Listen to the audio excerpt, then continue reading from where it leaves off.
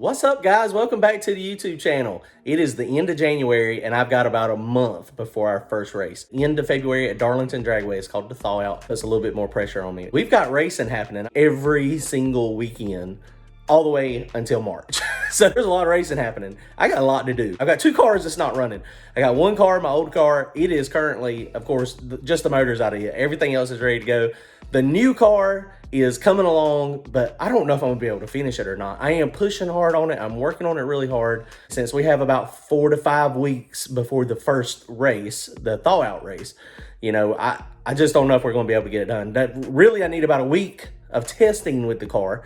I'm gonna apply my knowledge that I learned from the old car into this new car. So I think it'll be pretty fast. I think it'll go, pretty quick getting back up to speed. But really, I've got about 3 weeks to get that car done. We're going to keep pushing on it, and hopefully I can get it done. The fallback plan is if it doesn't get done, that's okay. I'll just put the motor and stuff back in my old car, and then we'll take an extra month or two and get the new car so that it's right. I don't want to push too fast on the new car and not have enough time to actually get out there and test it, and something bad happen, whether it be a crash or I miss something, and leave something loose. So I want to make sure that I've got plenty of time to make sure that rolling chassis is in fact a solid rolling chassis before we get to that point. But let me show you what we got today. I got some good news. I got my rods. Ended up finding some connecting rods in stock. Sam Vincent at Vincent Performance, he had some connecting rods, and he keeps a lot of stuff in stock. So he had some MGPs. Now this is the first time I've ever run an MGP, so I'm going to show you a direct comparison for the MGPs to the GRPs, and they look like a good solid rod. What we're going to be doing is hanging the new MGP rods on the old CP pistons, but I'm gonna show you what we look for. Don't forget to comment, like, and subscribe. Go to turbojohnracing.com, grab yourself a t-shirt or that nice little flip coin that we got.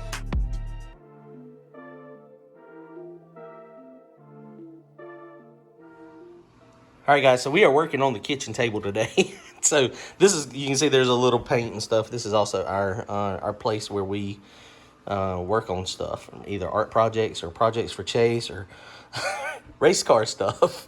So this is the GRPs. This is the rods I got from my buddy year before last, and these things are 6/200 long, and it's a good rod. It's not bad. We put a lot of passes on it.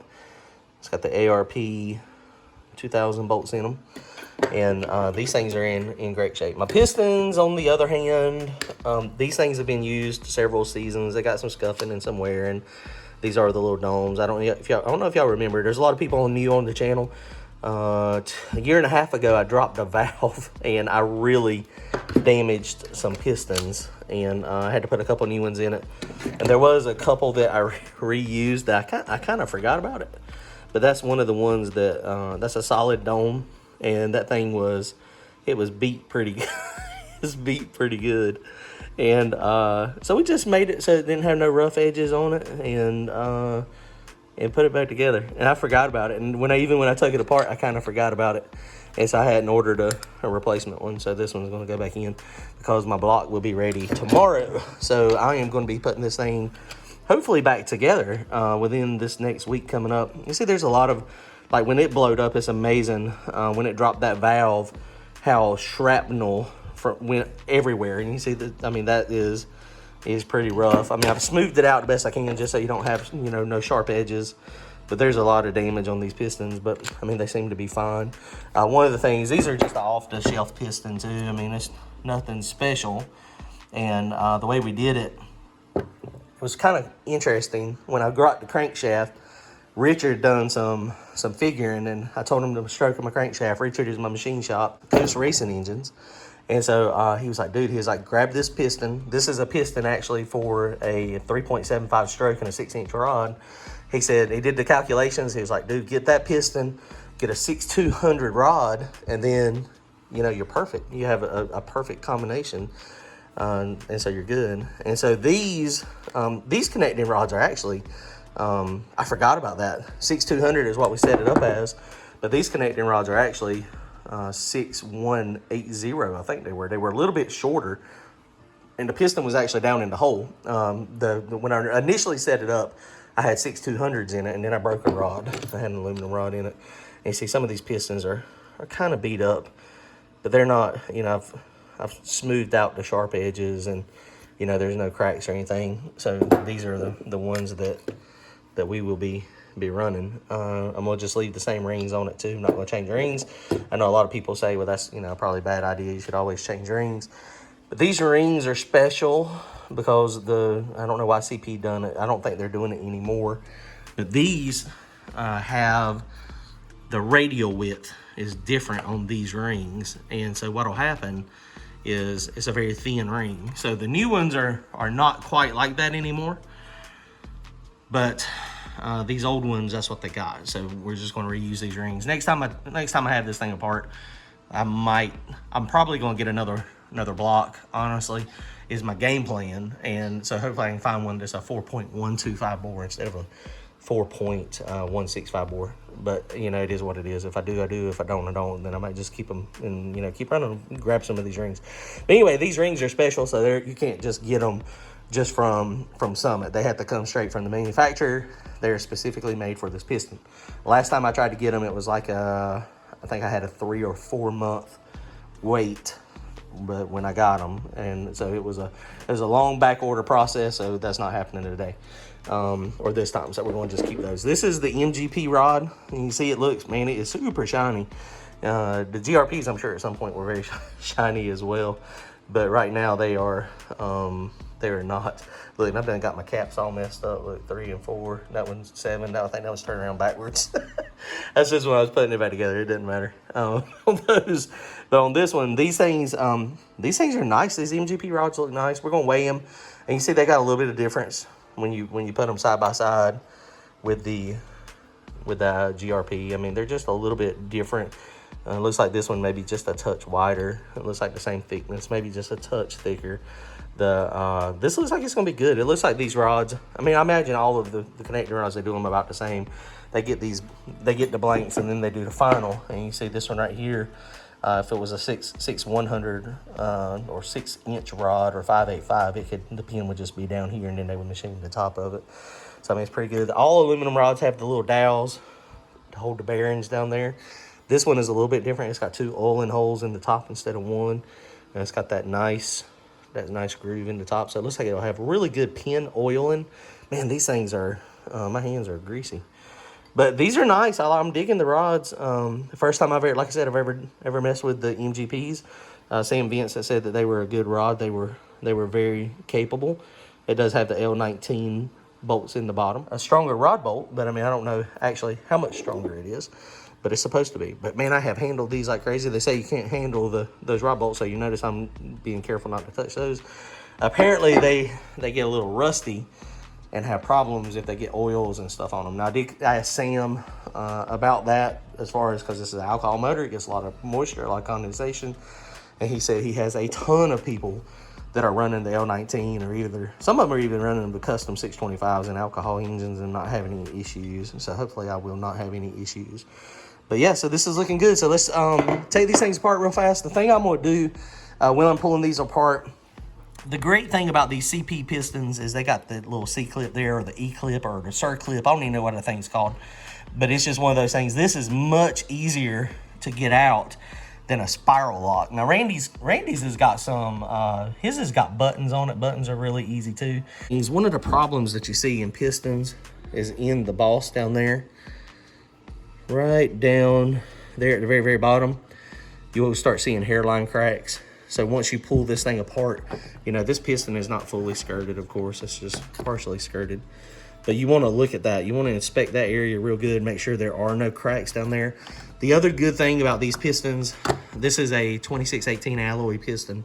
A lot of the high-protected pistons, those are 4032 alloys, and they are forged. And so you have to be careful when you're buying pistons. You want to look at the material, and the 2618 alloy is going to be the stronger ones, the ones that are able to withstand some stress without actually breaking apart. They can handle some stress. The 4032s they're stronger, but they are a little brittle. So what'll happen is it's really, really, really strong, but then all of a sudden it'll break or either bust apart, and you don't get any fatigue out of it. You just get like a failure. And so that's one of the things we're going to look at when we're pulling all these apart. And you see these things have been through some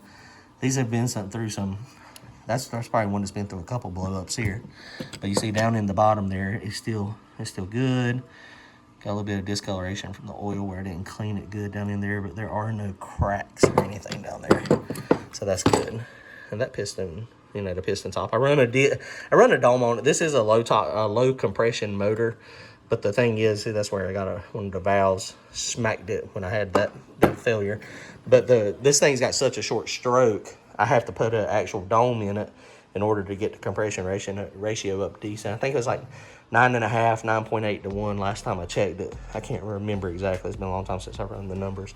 But when you're tuning the car, you know, of course, you're looking at the plugs when you're doing that. But that one right there is a trip. That one right there, I completely forgot I had done that. They say how to open it up. It's got some pretty good dings in it. But it is what it is. Side skirt wear, not terrible. I mean, it's got some, but it's not terrible. That's the function of a very, very long rod with a very short stroke. You can see down there in the bottom, I mean, that thing is nice and clean. There's no cracks. And when you get the rod out, of course you'll need to look at it, inspect it a little closer. And you see you don't have much wall clearance here. Now when I got these rods actually were 1.150 inches across. And so I actually had to grind them down. I had to put them on a flat grinder and actually make the rod a little bit more narrow. And this rod is 1.050. So it should fit right in there very, very easy. Oh yeah, you can see it's a little bit more narrow. So that's a good thing. So yeah, all right, well, let's take these things off real fast. I'm gonna just put it on time lapse real quick. We'll take them apart, and if I see anything funny, then I'll stop it and show y'all.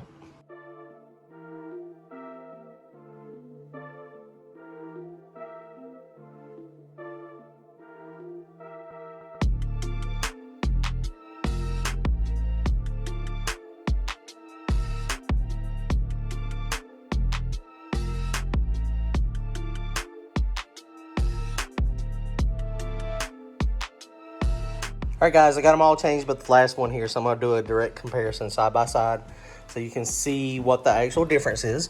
And one of the things, too, to make sure, this one's a little bit different, my pistons. This is a small block Chevrolet, but the pistons, it doesn't matter which hole it goes in. You know, the valve reliefs are the same size. So a lot of times that's not the case. You have a little valve relief and a big valve relief, you know, for the intake and the exhaust valve. So when you have that, you have to pay particular attention to which way the actual rods are on the pistons, which piston goes in which hole. And I always label my numbers on my rods and on my pistons just so that I know it goes exactly back in the same spot.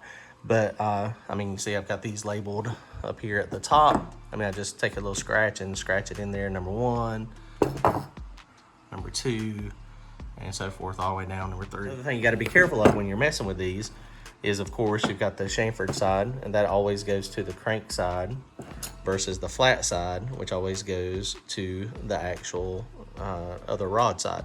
So as long as you're paying very close attention when you're taking these apart, and, you know, that's the reason I laid the pistons out around the table like this, is so that I could easily, you know, see which way they went. All the part numbers are on the right side. That's just the way they do their pistons. But I've got the dome in the right location, and I'm taking them apart the way that they are assembled, and I make sure it goes back together. And so it's pretty easy. So looking at the difference between these two rods, I mean, they look very similar. You know, one of the things that we're gonna weigh it here in a minute and see what the weight difference is and see what the thickness difference is between the actual beams. But one of the differences, you see this one is scalloped a little bit through here, and what that's going to do is make it a little lighter. So that's, you know, probably not a bad thing. It's probably minimal on one of the ways they do it. So I'm gonna line them up real fast just so you can kind of get a good idea of what I'm talking about in this scenario too. So here we go. So we got these things lined up basically. And so one of the things, if you notice, this one is a little sharper cut here. And you see it's got a little bit more of an angle on that bolt hole. And what that does is that gives you cam clearance. So a lot of times it depends on, like on my block is got a raised cam, so it's not that big a deal. But on some motors that the camshaft's in the stock location, if you got a big stroke crankshaft, you end up having to grind on this to get it so that it will actually clear the camshaft when it rotates through. And so they automatically, at MGP, it looks like they automatically assume that you're going to have to do that, and they just go ahead and do it for you. And so that's not necessarily a bad thing. Looking at the scallops here, you can see this scallop's a little bit bigger, so this beam's going to be a little bit lighter in the middle. This scallop is also shallower. And if I pick these up, and it's going to be, I don't have a way to measure the thickness here other than with my fingers. And if you pick it up and I squeeze in between there, that's pretty thick, but this is substantially thicker. So this one is going to be more solid in the middle of the beam. And, and likewise, the same thing. This one goes all the way up to the edge, and then this one doesn't quite go up there. So, the width, the thickness, the widths down here is going to be the same. And you can see it's a little thinner here, but it should be 940 thousandths from the flat side here to where they actually squash together. And so that's going to be the same. But then you can see where the beam, it kind of stays thicker. So let's put these side by side here. And so if you put them side by side, see this beam is actually thicker than this beam. So when you do that direct comparison side by side, it definitely makes a difference. They cut it down here, and then they don't cut the beam down. And you see this is one of the offset ones like we were talking about. So GRP's got more of an offset than the MGPs. Let's measure this stuff and see what they actually mic out at real fast. One of the things you got to think about too, I mean, I'm sure this GRP and this MGP, they could probably be made exactly the same. I mean, every rod is a little bit different, but let's look at them and let's mic them out real fast. Let's see right there, we're right at 940 thousandths on the width down here. So there again, we're right at it, 940, 939. So that's good. So this is, I mean, this is the width of this beam up here is very wide. Let's neck it down a little bit. Almost 900 thousandths. And you can see this one's 800 thousand. Now this part up here is very critical. Like I was saying, when I first got these were 150 and they were very tight. And so I machined them down a little bit. So that's a 1.110. And this one up here, I think it's gonna be 150 or so. So 164. So that'll give me a little bit more room in the piston, which is exactly what you want. You don't want it too bad. So let's look at another one of the things interesting, that when the piston's coming back down, like on the intake stroke where the rod is pulling down. So this is probably going to be a pretty critical spot. So that's 287 thousandths. And this one does look a little thinner up here, but I mean, so that's 267 thousandths. So it's a little thinner up there. So I mean, that could be a problem potentially, but I don't think so. I mean, they manufacture these rods. But so looking at the rods, the side by side, I'm gonna go get the weight, and we're gonna measure the total weight. I don't have a way to measure the actual ends. I mean, I'm sure that there's a difference there a little bit. You can kind of feel it. The MGP rod is a decent amount heavier than from the GRP. The MGP seems to be a little bit heavier. Okay, so here we go, guys. So what we're going to do, we're going to weigh these things. We're going to get a total weight, and then we're going to try to get a big end weight and a small end weight. I don't have exactly the right stuff to do this, but what I'm going to do is just be consistent. I got another rod over here just from a stack, so I'll just set it on top of this, and then we'll be good to go. So MGP and GRP. So we're going to get total weight, big end, and small end. So this is the GRP. 555 grams. So small end, 250. Small. And these numbers may end up being the same, what you would think they would. 341. Oh, 344. Grams big. Okay, so let's do the MGP. So the total weight of that one, 616. Oh, it's significantly heavier.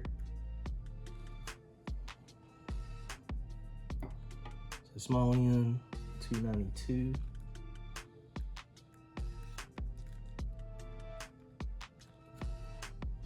And the big end, 343.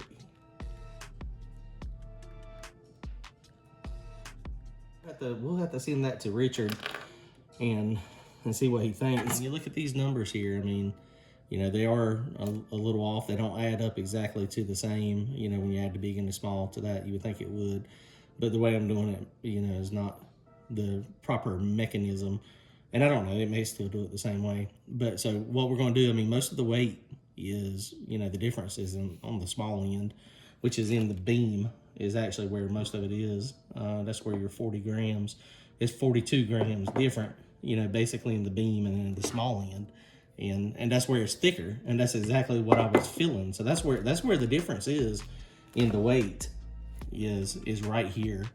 And it's, you know, this one's wider and this is not cut as deep. Let's see how deep that actually is cut. 186.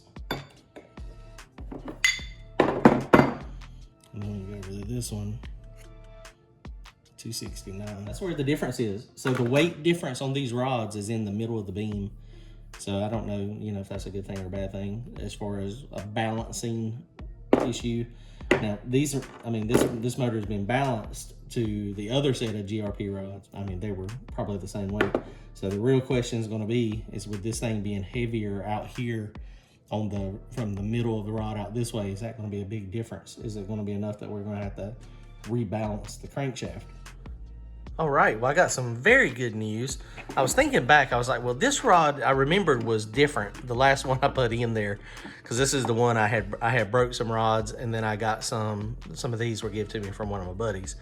And so I was like, well, shoot, let me see if I can find my old ones. And so I found my old ones, and look at this. This thing is a GRP as well. And, you know, they got different part numbers. They got different series. But this is actually the connecting rod that I had in the motor when we first put it together. So we balanced it to this one. And you can see this one is significantly bigger than that one. And I was just measuring it a second ago. And that one is almost identical to the MGPs. And check this out. So when you weigh it, look at this. It is exactly what the weight is as the MGP. So apparently this MGP that I just got, the new ones, and these are the exact same style. And this is probably just a rod that I got from Scott that he gave me, is just designed probably for a little bit less horsepower, a lighter rotating assembly so it can rev up a little bit faster. So, okay guys, so we're not gonna have to rebalance the motor. So that is a good thing. This is awesome. I'm glad I remembered that. I couldn't remember for sure if they were different or not, but you know, it is what it is. So last time, apparently, I know I did not balance it last time I put those in there. So that is the difference of what we had this last time. So now it is going to be balanced again. So that is interesting. I mean, I guess that just shows you that all GRP rods are not the same, or all, I mean, honestly, probably all MGPs are not the same. So when I order a new set next year, I mean, if these MGPs work out pretty good, then I'll probably just, you know, order those and just make sure I get the same part number. The thing with the GRPs that I like is they actually put the number in the cap. So I could call GRP and say I want this part number right here, and then they'll know exactly what rod that is. And you see, this is an older set, which I bought. I mean, I bought these used. These come out of a used motor as well. But I could just, you know, call them and give them that number, and then they would be able to set it up. So that is interesting. So that's good news. But yeah, I knew the difference. There was a little bit of difference in the height, like I was telling you. Let's see if I can show you that. So that's like 20 thousandths difference. I got those lined up. You can see the older one is just a tad longer. I think it was like 20 thousandths. So I'm gonna gain a little bit of compression back with this MGP. All right, guys, good news. So then I got to figure out what I'm gonna do with all these old rods over here. We got a whole bunch of them. We got 8 of them. So we may turn those into clocks or something and put them on like a stand or something and sell them. All right, guys. Well, y'all comment, like, and subscribe. Don't forget to go to turbojohnracing.com to grab you some swag.